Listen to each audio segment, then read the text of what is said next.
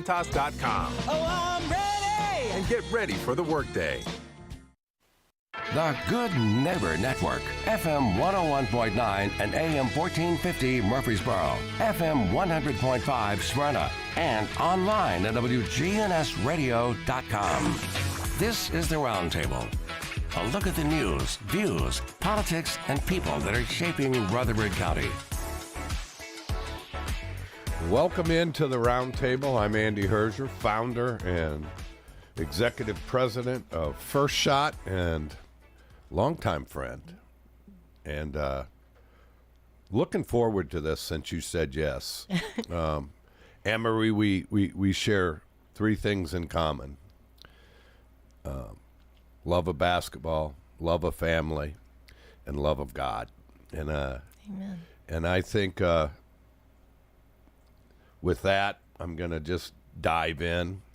When I first saw you playing, it was at McFadden. You were just talking off air with Brian. And go back to when you fell in love with basketball.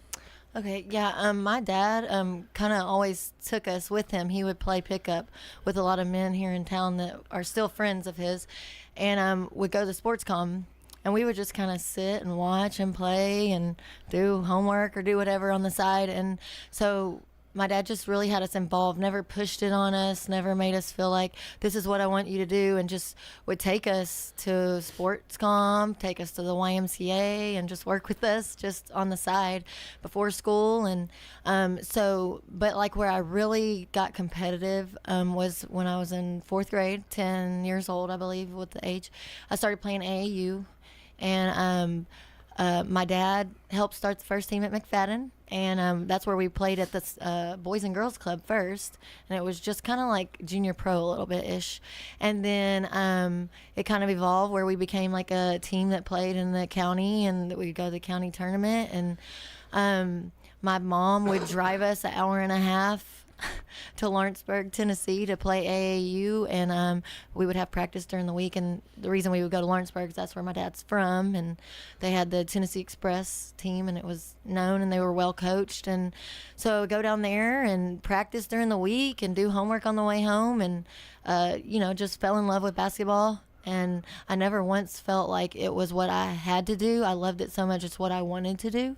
And I think my parents did a really good job of balancing that for us, and not ever, like, I think that's really important these days, not forcing something on somebody. As long as they have a love and passion for it, I think that it's a good thing and a blessing. But and then we won county a few times at McFadden, and that was fun. And we moved away for a little bit. I went to Lawrenceburg.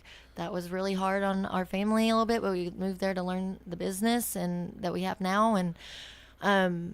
And then we moved back, and that was right before the county tournament, and we ended up winning county tournament again, and just had a good team around us. Mr. Nolan was the head coach, and then my dad and like Clipper Coleman helped some. But yeah, I just really had a lot of people mentor me through my life of basketball, and then went on to Riverdale and then to MTSU to play. So talk about your Riverdale career a little bit. Okay. Went in the state tournament. Yeah. How did you guys as a team evolve to get to there, do you think? Freshman year it started out, I came in, and I was originally like a point guard, shooting guard, and I came in and there was a bunch of seniors, and my sister was being one of those, Scarlett, and but I wanted to play, and so I'm like, whatever I have to do, I want to be on the floor. So I started as a post player, because we already had these seniors that were guards, and so I played post some, I got to play guard some, and those teams were good. Like, we had everybody at least went on to play either a smaller school or whatnot, but we just couldn't get over that hump each year. Like, we would go a little bit further and a little bit further. So my senior year, Coach Burt was our coach, and he just had he like really followed Stephen Covey and his 7 Habits of Highly Effective Individuals, and he had this plan that like we followed along with, and like each week was a new study we did, and I thought that was really good. He was very good at motivational, which he's moved on to be a motivational speaker now. But I think we just bought in. Like we bought into the system, we bought into the plan, and we worked hard, and we wanted to be there. And I'm not going to say we had the most talented team, but like they knew their role, and we all played it well. And yeah, the state tournament, those 3 games, each one was not easy, but we fought. And I would probably say the championship game, it was hardest to get to the championship game, and the championship game was not the hardest game we played in the state tournament. But I would say Oak Ridge, when we played Oak Ridge, that was the hardest game we played. But and then the state tournament was just awesome. Like I got to play with my little sister. So I got to play with both sisters, my older sister and my little sister. So I just think that's a awesome blessing too. And then I got recruited to play at MTSU and went on there. Going on to MTSU, talk about playing for Coach Insel and what it's meant, how he's developed you as a person too, further. Right. You know, Coach Burt obviously started that journey for you, but how it evolved at the college level, and what was the big jump from high school to college? Yeah, the from high school to college, it's like where they say you're a big fish in a little pond in high school, and then you become a little fish in a big pond when you get to college, and you're like trying to find your identity. It's just a lot of growth as an individual because you're 18 when you get to college. And then as far as basketball goes, though, like I just feel like I've always been the type of person that always wanted to fight for what I wanted, and that was instilled in me by my family and my parents and just the mentors, like I said, that I've had in my life. And when I got to middle, I remember in that summer, Chrissy Givens, who's like a star and a legend from MTSU, she was there training in the summer. And so when I would go in for summer workouts, if you're someone who wants to play and wants to learn from somebody, then you find those people that are going to mentor you well. So she would be there, so I would get a lot of information from her. And Coach Insel, I've known Coach Insel since I was little. And growing up in this awesome community that I love so much, he was who you want to play for. I even considered leaving Riverdale and going to Shelbyville when he was there because I wanted to play for him, and a lot of girls would move from their towns to go play for him. And then he got the coaching job at MTSU, and that excited me even more. I mean, I would go to the little Raider camps when I was little, and Stephanie Smith was there and those before her, and I just love basketball, so I went to those and never once really crossed my mind like, hey, I want to play here. Just love basketball. But when Coach Insel got the coaching job there, I was like, I can be around my family, stay home. So I worked really hard to get that and, have them look at me. And I wasn't necessarily on their radar, really. And then they just kind of like, I guess when my talent kept evolving, they kind of got interest, and then they followed me in the summer, and then it just sparked, and Coach Insel offered me a scholarship. But he was just, when I got there, I was ready to play, go to war, do whatever. And same with freshman year when I got there. I wanted to start. I wanted to make an impact immediately. And so I just wanted to do whatever, and I wanted to make it where he had to keep me on the floor. So I got to play with the likes of Alicia Clark, Amber Holt. I mean, so many stars that I got to play with, and Alicia's career is just blown up. And but Coach Insel expects a lot, and he wants a lot out of you, and he gets it out of you. And he just really taught me, it's helped me where I'm at now, where I'm running my family's restaurant and my leadership. Just as far as like running a team is what I call us at the barbecue, and just it's really carried me throughout my life and just taught me lessons. I still have a relationship with him and his whole family. The bond, I try to explain it to people sometimes, is the bond I have with he and his family is different than those who just come here at 18. I've known them. I played AAU for Shelbyville Sports Shop when they picked me up to play for the Nationals.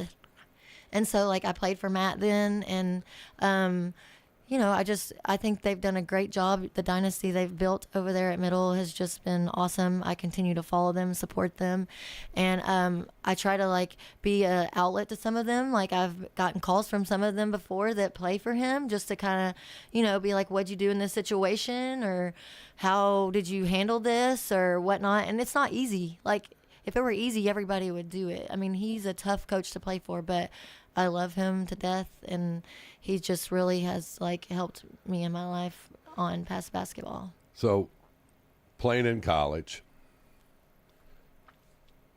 3 or 4 of your top moments that you really remember that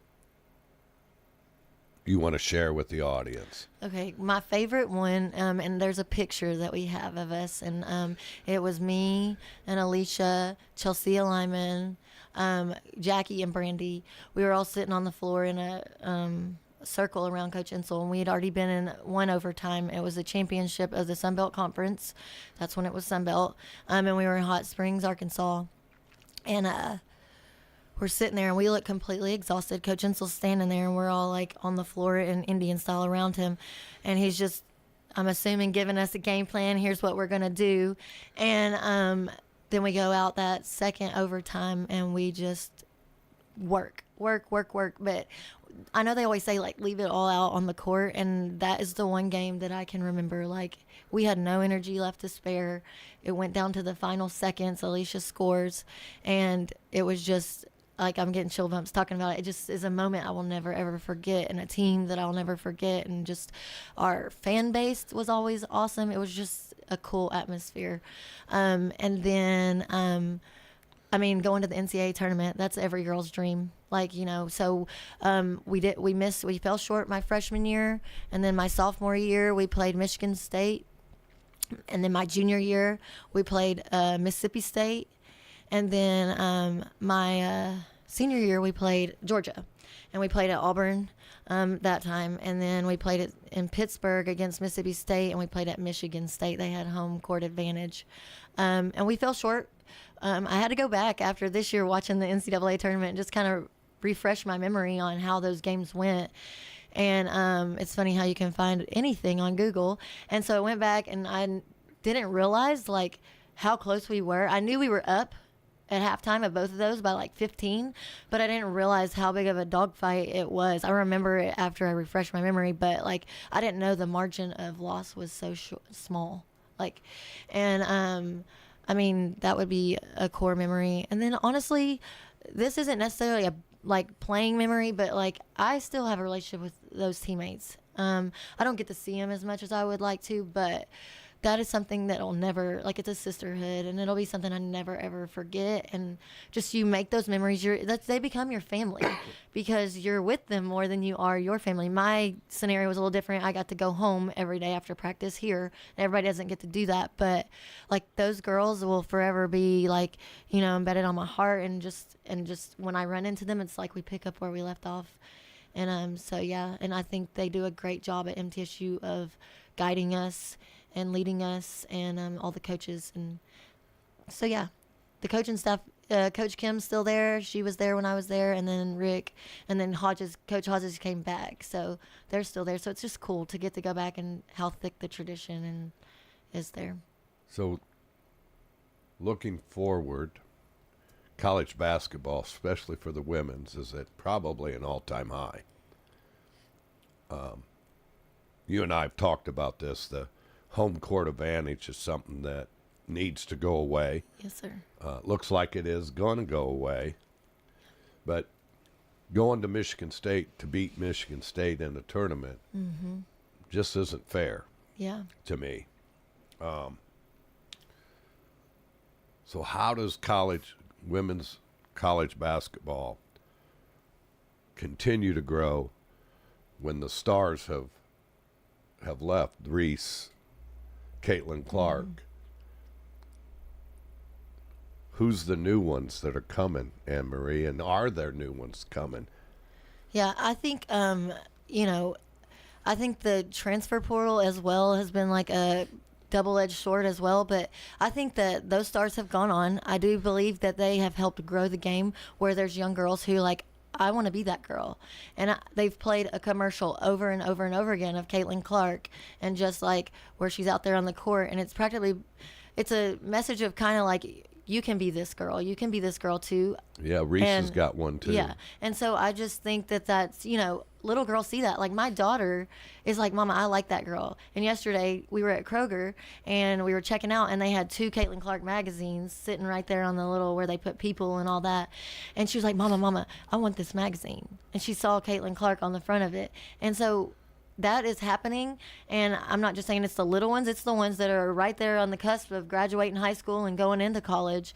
And I think it's been amazing to watch the game grow. I mean, I caught myself like not wanting to miss a single game and recording every single tournament game that I could possibly, record and then go back and watch it. And like those girls have done nothing but grow it. And I think that this home court advantage thing hasn't been necessarily fair.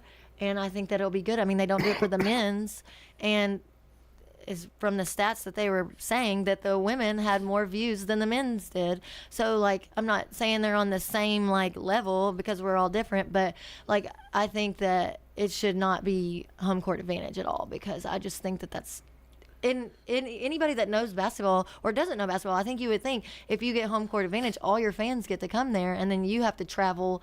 Your fans have to travel miles and miles and miles, and so it's just, I don't think it's necessarily fair, and I hope that they do change that. Well, at the end of the day, I was at the Final Four because my cousin was coaching, and we went to the Fan Fest at the Final Four. I think there were more Caitlin Clark jerseys than any other jersey. There wasn't men's jerseys. It was just unbelievable, the girls. Yeah. And I think the impact is if you can see somebody that you can identify with, then it's something that you would want. Right. And I think that's what you're saying. Yeah, and I think it's very important that the way that they carry themselves even off the court, but also on the court, because that's where you see them mostly, and those that don't get to see them on an everyday basis. But yeah, I think that it's just important on the way that they carry themselves, so that they do have those that will continue to look up to them, because I know that there was some, things said and about some of their attitudes and things that they do and their antics and whatnot, but they've done nothing but grow the sport. And so whatever they've been doing is working. And Caitlin Clark has literally been so fun to watch, and I can't wait to watch her in the WNBA as well. And I know that she's going to help that. It's just really cool. And yes, I think that when they see someone like them, or that they're like, yes, I can go out and be her, and I can do that. And I think that they've done a great job of just the way social media is these days, the way that the internet, everything is just, I think it's done nothing but help women's sports. So, well, we're going to take a break and be right back.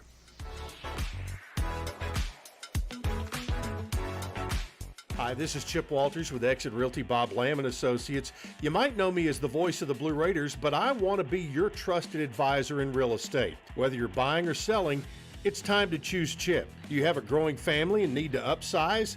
Are you an empty nester now and need to downsize? Are you thinking of selling your current home but just worried you can't find something else? Well, it's time to choose Chip. I'm looking to be your trusted advisor in real estate. I'm Chip Walters with Exit Realty Bob Lamb & Associates. Getting the kids to practice on time. Remembering if it's your day to bring snacks. Making it to the game with a clean jersey. Why are simple things sometimes so complicated? Thankfully, with Auto Owners, insurance doesn't have to be one of them. Auto Owners works with independent agents who answer when you call, so you can worry about more important things, like whether your kid is going to run toward first or third base. That's simple human sense. Rayburn Insurance in Smyrna. Come see me, Rick Hall, at Rayburn Insurance in downtown Smyrna today. Online at rayburn.net.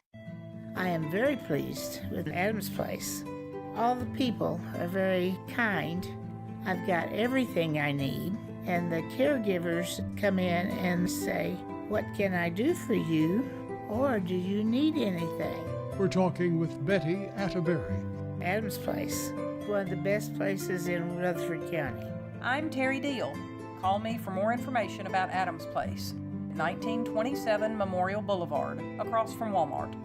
This is Good Neighbor Events with Bart Walker. Brought to you by the law offices of John Day and AmeriCare Pest Control. This is a paid legal ad. Hi, this is John Day of the Law Offices of John Day. For more than 30 years, my team and I have worked hard to help injured people throughout Middle Tennessee. Over that time, we've helped thousands of people get the legal help they need when they've needed it the most. And if we're not able to help or aren't the right lawyer for you, we'll do the best to point you in the right direction. If you've been injured, call the law offices of John Day for a free consultation. And remember, there's no fee unless we win your case. Let's find out what's happening in our community on WGNS Good Neighbor Events. Want to remind you, Greenhouse Ministries Bible Reading Marathon begins next week. Not this week, but next week on Wednesday of next week. And they read the Bible 24/7 through Sunday. They still need some readers. Go to their website or give them a call. And their Mayor's Prayer Breakfast is Thursday morning, May 2nd, over at MTSU's Student Union Building. The tickets are only $10. The 21st Annual Mayor's Prayer Breakfast starts at 6:30 that morning. If you don't have your ticket yet, call Greenhouse Ministry. This Saturday morning over at the Linebaugh Public Library, meet Brooks Harmon. He's the young author for Baseball King. Baseball King is about a left-handed major league player, Charlton Harmon, who had epilepsy and played for the Los Angeles Dodgers. So come on over to the Linebaugh Library this Saturday from 9 o'clock in the morning until 1 in the afternoon and talk with local author Brooks Harmon. Those are WGNS Good Neighbor Events. Rutherford weather. We'll see lots of sunshine for this afternoon with highs reaching the mid-60s. For tonight, mostly clear, a low of 39, and Tuesday 74. I'm meteorologist Michael Caro, News Radio WGNS. Right now it's 46. WGNS is powered by Middle Tennessee Electric. MTE's EV Ready program provides members with $50 in bill credits toward the installation of wiring to support 240-volt charging in their garages. Learn more at driveev.com. This is the Roundtable from News Radio WGNS on FM 101.9 and AM 1450 Murfreesboro, FM 100.5 Smyrna, and worldwide at WGNSradio.com. Welcome back into the Roundtable. I'm Andy Herzer, First Shot founder and president. I'm here with the talented and beautiful Anne-Marie Brentz. It's hard for me to say Brent sometimes. I've known you as a Lanning most of my life. Let's talk about Portal, name and likeness, and where do you see this going, and how is it going to affect the middles of the world, probably, versus how it's going to help the big dogs. Yeah, I think I touched on this earlier, that I think the transfer portal is kind of a double-edged sword. Like, for instance, Tahina Paopao, who left Oregon and came to South Carolina and now has won a national championship, and that was what she left there to come play for Dawn Staley. But then you got Haley Van Lith, who left Louisville, and she was top of the list at Louisville, goes to LSU to play, and now she's transferring out of LSU because it wasn't what she thought it would be. And so the cliche saying of the grass isn't always greener on the other side, I think it's not bad, but I also see a negative to it, because I think these kids are getting told things from other people. I don't know, I've just heard that some have an agent or whatever as far as the portal and people in their ear. And I just hope that someone is helping them, mentor them to know this is a good decision or this is a bad decision, and not just, we're talking about 18 to 21 year olds making these decisions that could affect their careers. And I don't know, in my brain, it makes quitting on whoever easier, if you ask me. That's just my own opinion about it. I think that it will help the bigger schools, if you have someone who's peaked. For instance, I'm just going to give you an example of my husband in baseball.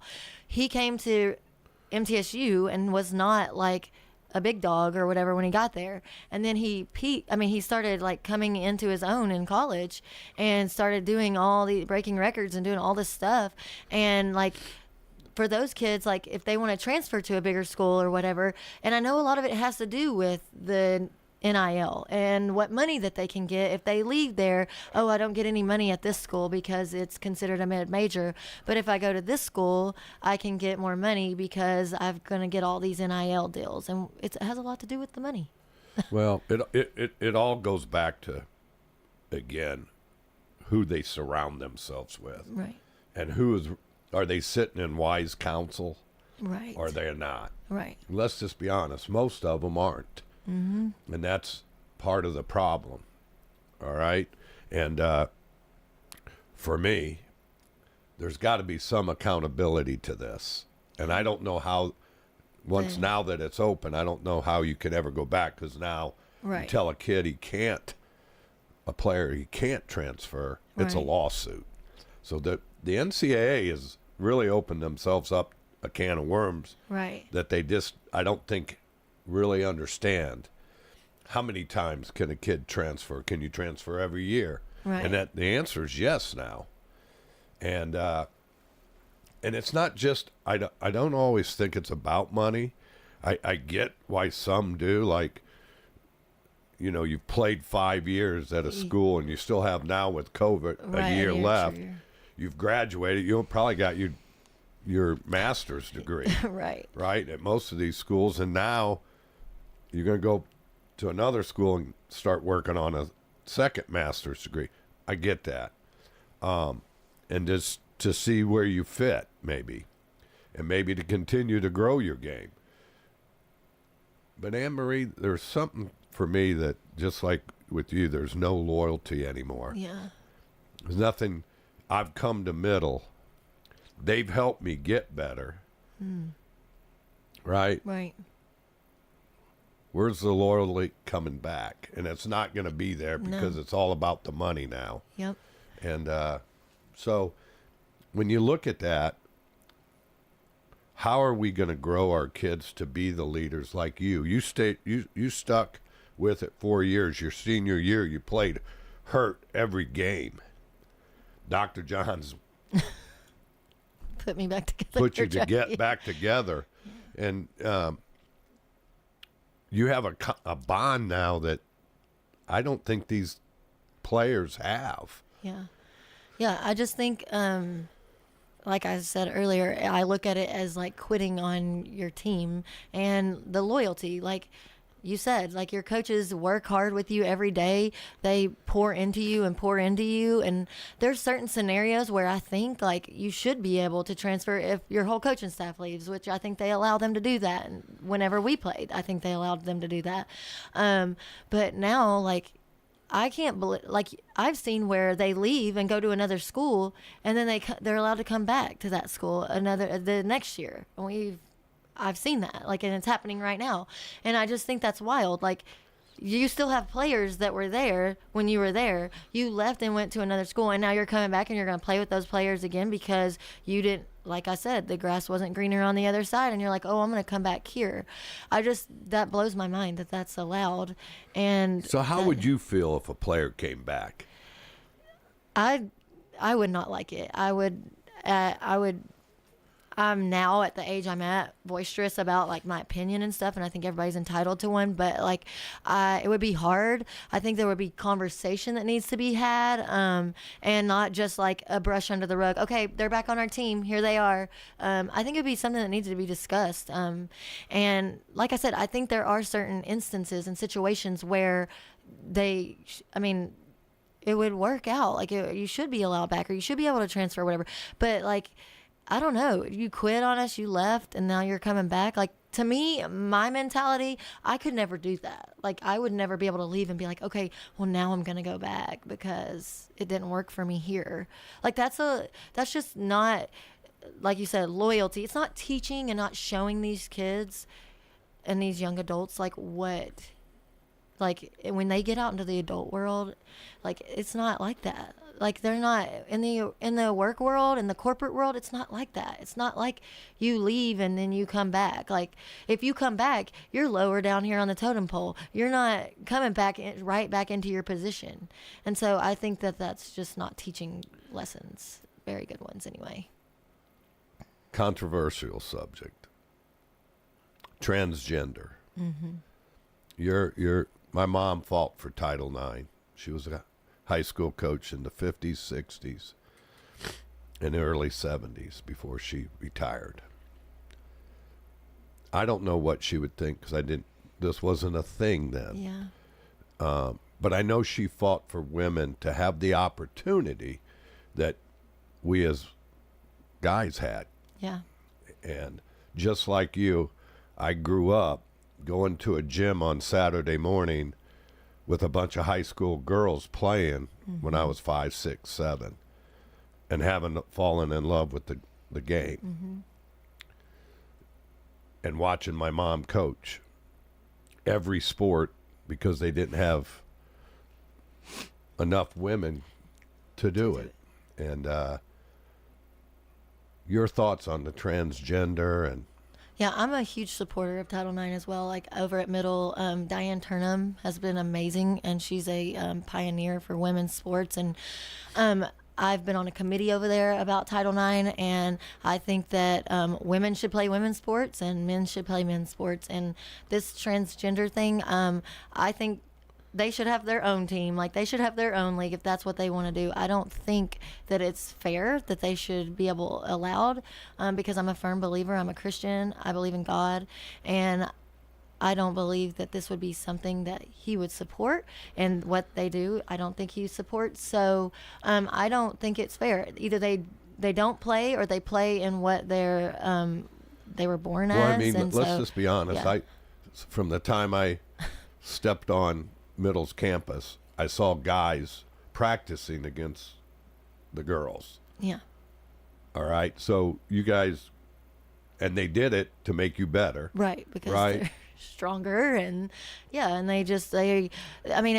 build is, men are built stronger than women. Men are built to be, they can jump higher a lot. They're mostly bigger than women are. And so I think that it would do nothing but kill the game. And I think it shows a bad image to our youth, and I just think that it shouldn't be allowed. Well, we are living in a different time. Amen. And I think that you and I aren't going to get our wishes in this.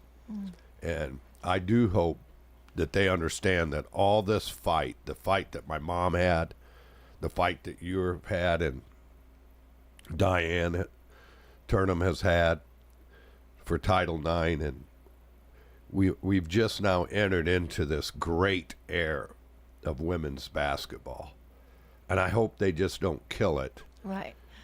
Well, and it's the same people who have been fighting for women's basketball. Like, we want the WNBA to be more viewed. We want the WNBA women to be more paid. We want equal as the men, right? But then it's the same people that are saying they're okay with it. So it doesn't make sense to me. It's like they're contradicting themselves when someone asks them the question, do you think transgender should be allowed? Well, you fought for this for the women, and now you're saying that it's okay that a man that's transitioning into a woman should be allowed? Like, you fought for that. So I don't understand like I said, they're contradicting themselves. So. Well, it is here. It is upon us. You're right.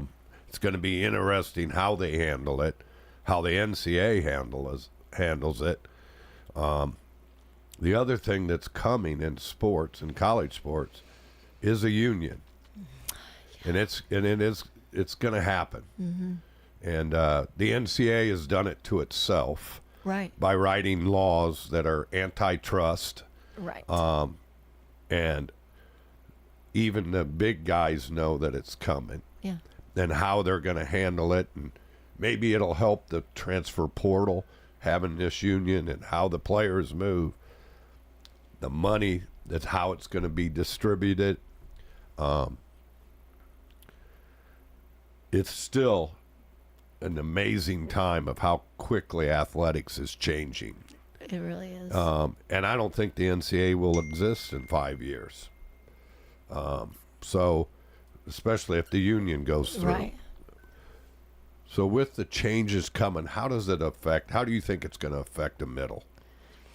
Well, because we're considered mid-major, so I think it's going to affect the schools that they consider smaller schools versus the bigger schools, because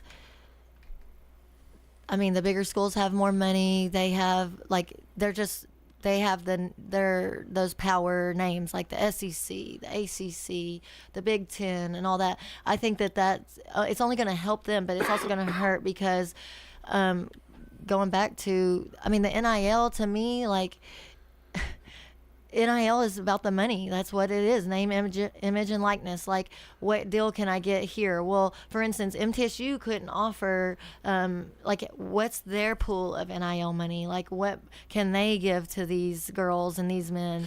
Like, versus Tennessee and their NIL money. Like, their pool's huge. And I know it has a lot to do with donors and all that. So it's just going to be an interesting dynamic because I don't think it's going to help the smaller schools at all. I think it's really, really going to hurt them. And I don't think they really, when they opened all this up, they looked at all like corners of it. It was again, the big conferences don't care about the medals of the world. They can say they do, but they don't.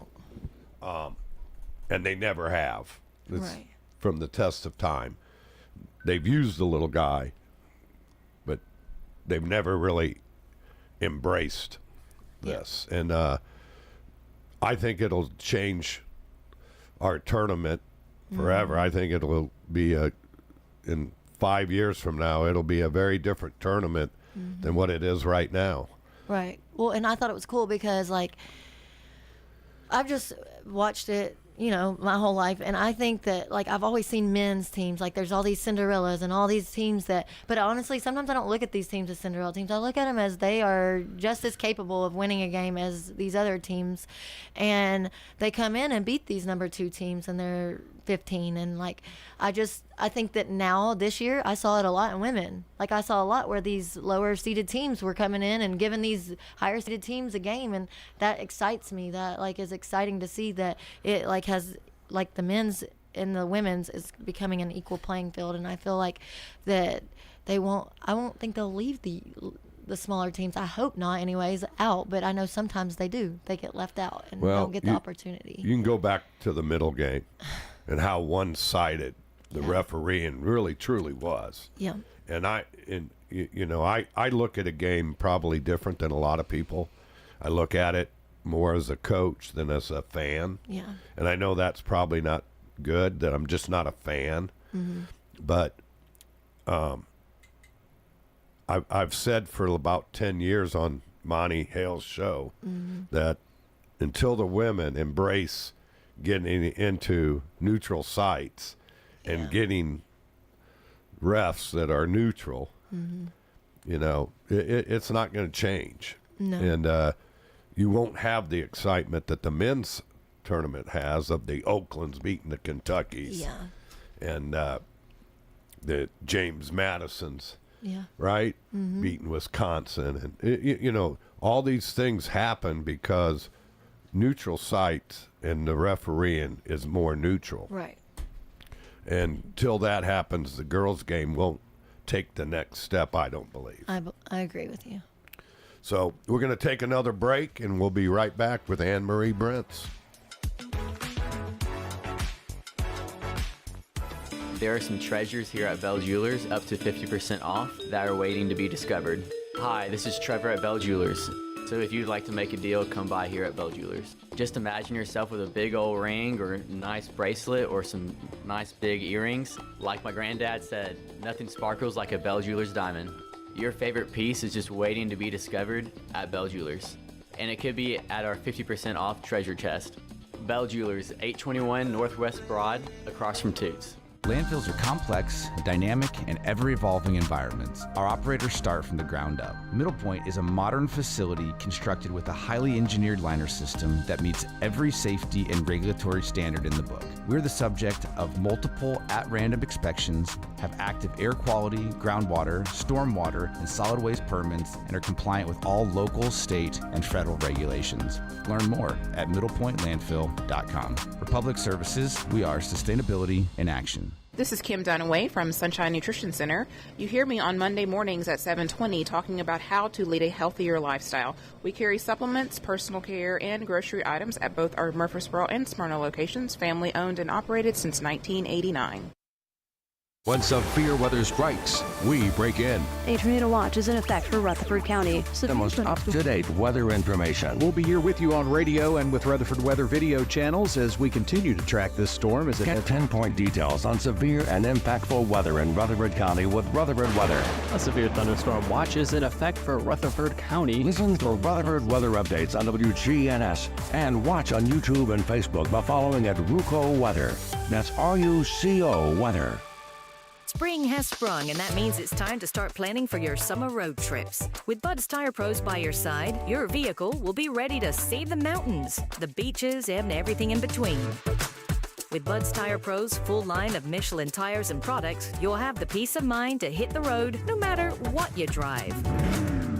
Bud's Tire Pros is only 3.5 miles from the Murfreesboro Square. Call Bud's Tire Pros at 896-TIRE or online, Bud's Tire Pros, TN.com. Get it later from the paper or get it now from the radio. WGNSradio.com. We're News Radio WGNS 100.5, 101.9, 1450. Online and on your phone at WGNSradio.com.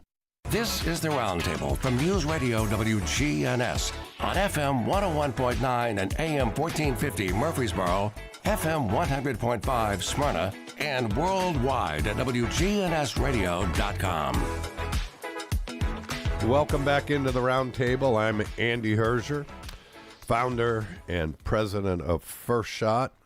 One shameless plug here. We have our summer camps open. They're both weeks are in July for 5 to 14-year-olds, boys and girls. We have about 20 spots left. So if you're looking for a good Christ-centered basketball camp, go to firstshottn.org, and you can click on basketball, go to Summer League, and sign up. Anne-Marie, it's been fun having you and your sister Scarlett, and even Natalie's son grew up in First Shot. Mm-hmm. Why would you choose First Shot over the other leagues that are here in the community? Yeah, I'm glad you're asking me this question because I was going to touch on that.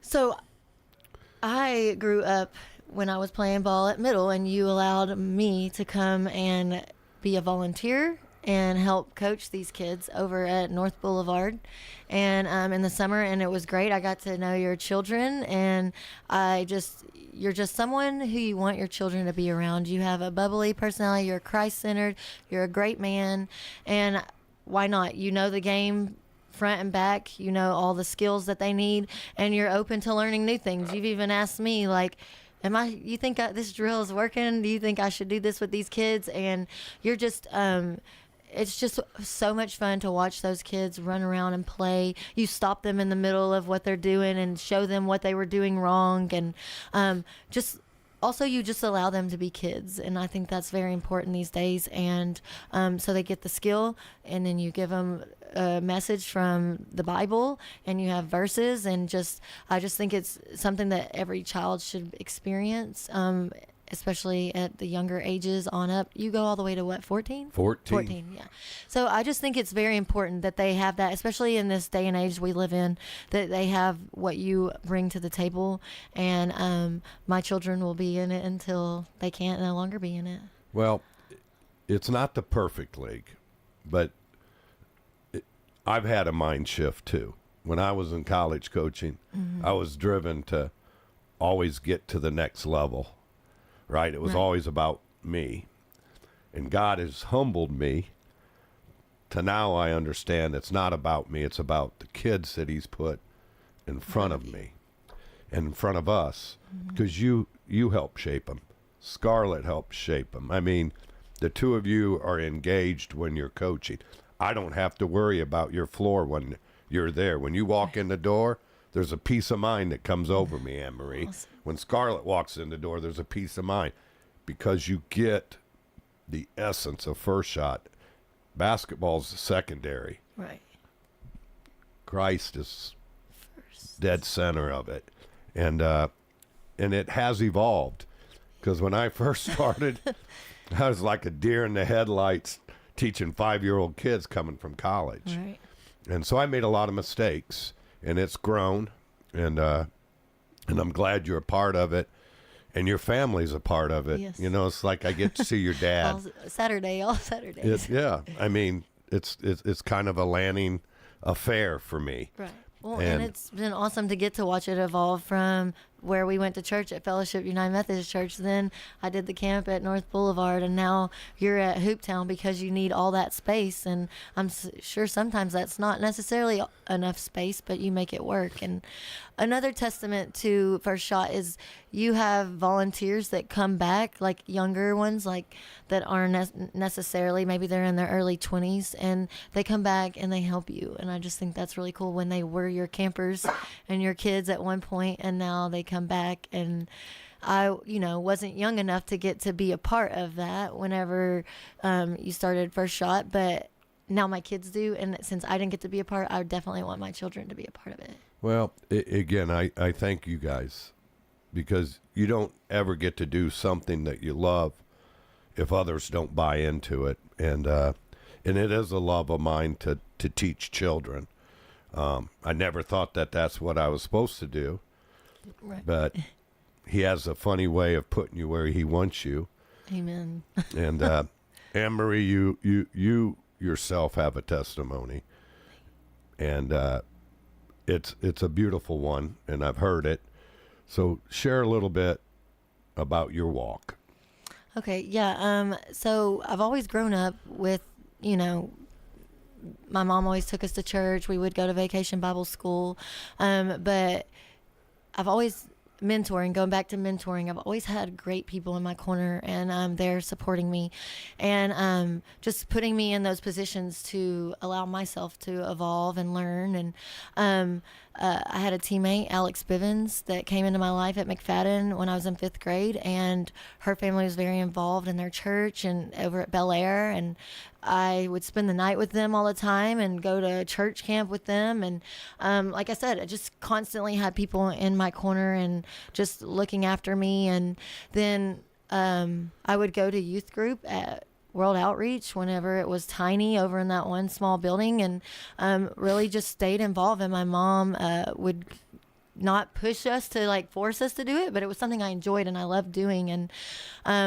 I had some adversity come in my life in college.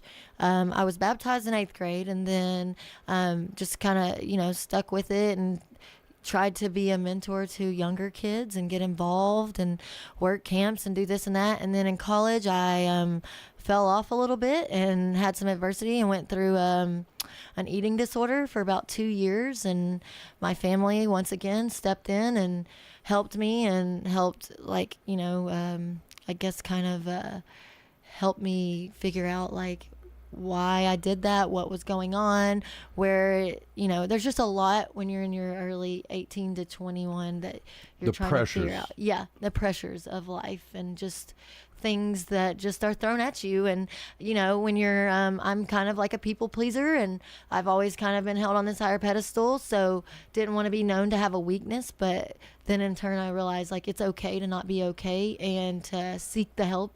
And so then I did, and my mom and dad were amazing in helping me. And at middle, they were helpful. And so then, I told the Lord, I want to rededicate my life. I feel like I've fallen off a little bit. So I did that. And then,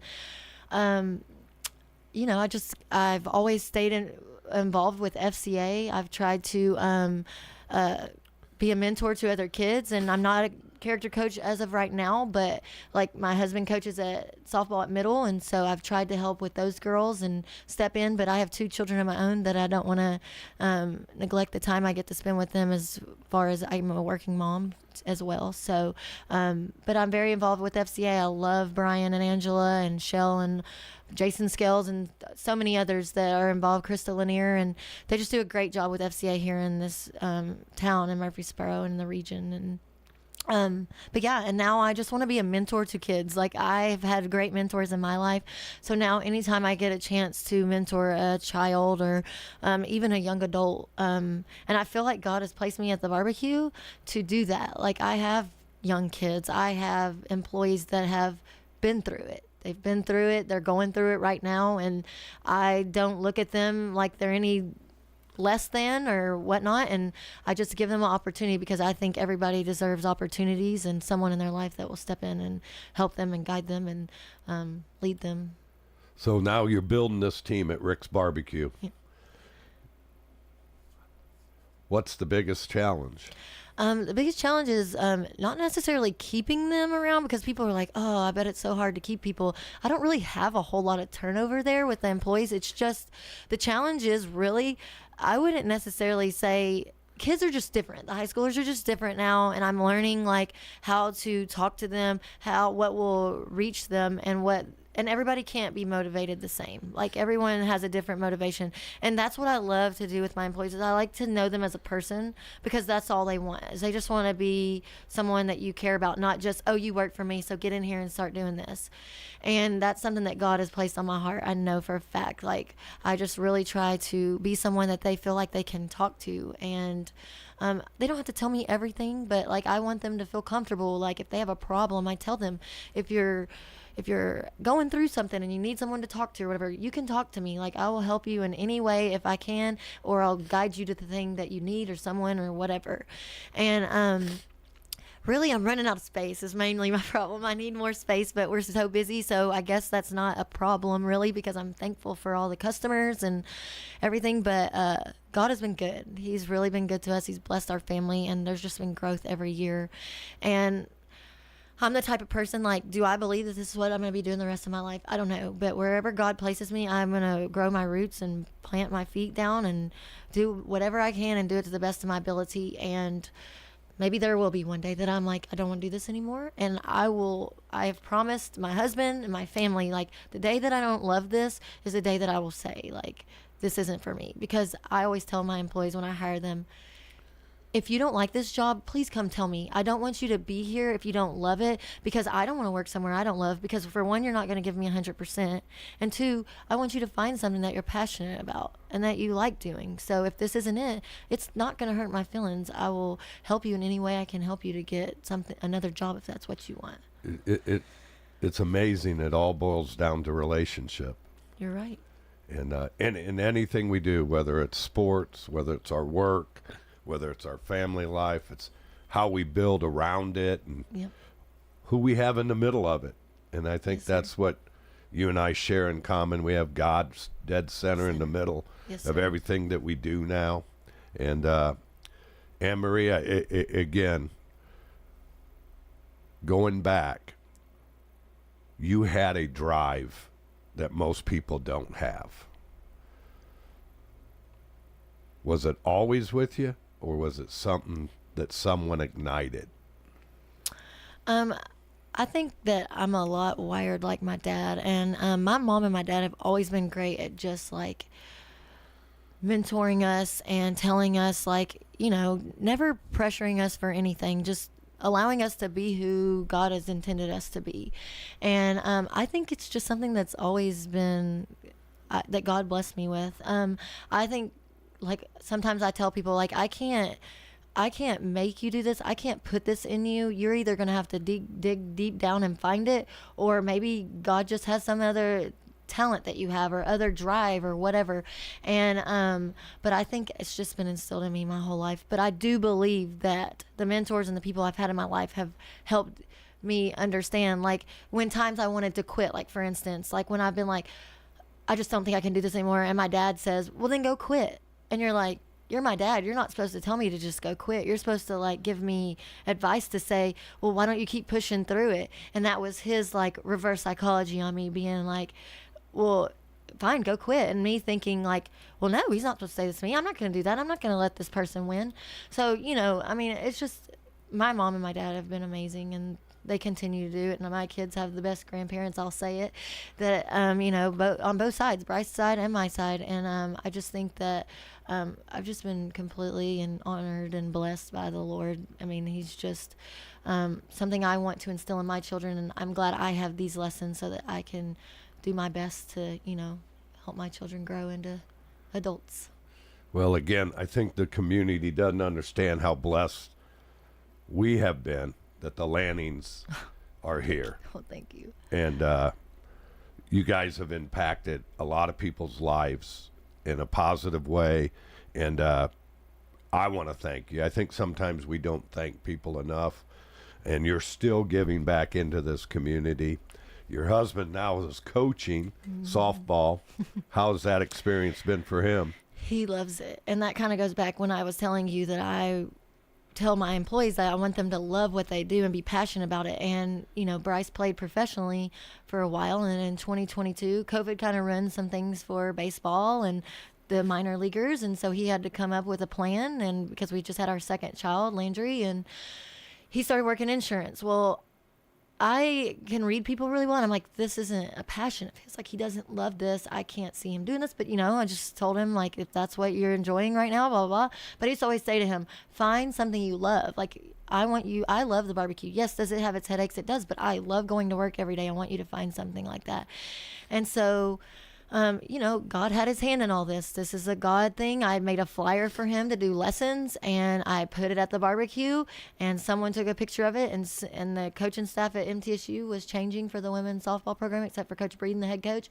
Saw it, reached out to Bryce, and Bryce now looks at me and goes, you know, that day you told me to find something I'm passionate and love, I found it. And he loves it. I mean, he loves it so much, and I'm so happy for him, and I think he's doing a great job. I think they're all doing a great job over there, and just, you know, I'm thankful for middle where we believe blue.